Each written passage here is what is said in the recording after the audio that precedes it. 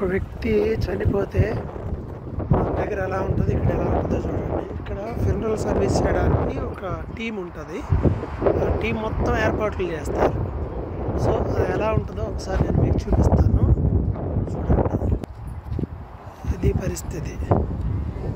So వీళ్ళు మొత్తం prepare చేస్తున్నారు. సో ఇది వెహికల్, ఇది ఆ వెహికల్. వీళ్ళు గుర్రాలు కూడా పెట్టేస్తారు అనమాట. ఈ గుర్రాలు దీన్ని తీసుకుని వెళ్ళిపోతాయి.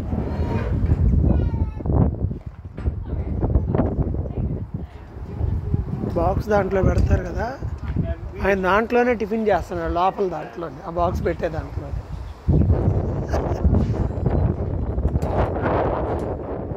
సో ఇది చూడండి ఎంత బాగుందో.